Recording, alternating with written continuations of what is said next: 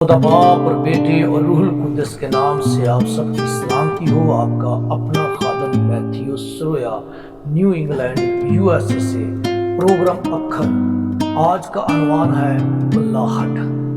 बुलाहट जो खुदा की तरफ से नहीं है, खुदा की तरफ से ना बुलाए गए पासबान, उनके मतलब आज हम देखेंगे कि किस तरीके से आज लोगों ने खुदा की खिदमत को जो अपनाया और किस तरीके से खुदा की मुखालफत की। आए हम चंद लम्हों के लिए इस पर गौर व फिक्र करते हैं। खुदा के कलाम में बार बार ये हकीकत ज़हर की गई है कि हर वो शख्स जो खिदमत में खड़ा है वो खुदा की तरफ से नहीं बुलाया गया। किताब मुकद्दस हमें खबरदार करती है कि जो लोग अपनी ख्वाहिशों के मुताबिक अपने लालच और दबदबाए के साथ खिदमत में आ जाते हैं, मगर खुदा उन्हें नहीं बुलाता।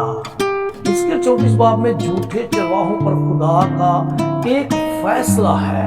इसके लिए अगर हम 34 बाब को वाज़िह तौर पे पढ़ते हैं तो खुदा वहाँ साफ लफ्ज़ों में फरमाते हैं, ऐ आदम ज़ाद, इज़राइल के चरवाहों के खिलाफ नबूवत कर।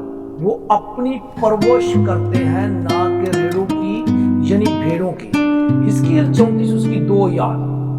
खुदा फरमाता है मैं इन चरवाहों के खिलाफ हूँ। अब सबसे बड़ी बात है इसकी 34 उसकी 10 याद में लिखा खुदा चरवाहों के खिलाफ है, क्योंकि उनकी हरकतें उनके काम खुदा को पसंद नहीं है। ये वो लोग हैं जिन्हें खुदा ने नहीं बुलाया, लेकिन वो खुद वो चरवाहा बनाकर खुदा के लोगों के दरमियान दबदबा पैदा करते हैं। अपनी इज्जत, अपनी कुदरत और अपना जोर चलाते हुए उन्हें डराते और दबकाते हैं। लालच और ज़ाती मफाद में खिदमत करते हैं। बाइबल कहती है कि ऐसे खादमों को गैर बुलाए हुए और बेवफा कहती है। यिर्मयाह की किताब उसका 23 बाब उसकी 21 आयत, मैंने इन नबियों को नहीं भेजा फिर भी वो दौड़ते हैं, मैंने उनसे बात नहीं की फिर भी वो नबूवत करते हैं। मत्ती 7:15। खिदमत का म्यार खुदा किनको बुलाता है?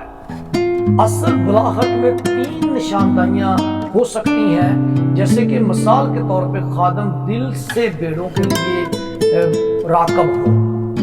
यूहन्ना 10:11 अपनी नहीं बल्कि खुदा की मर्जी से वो खिदमत करने वाला हो।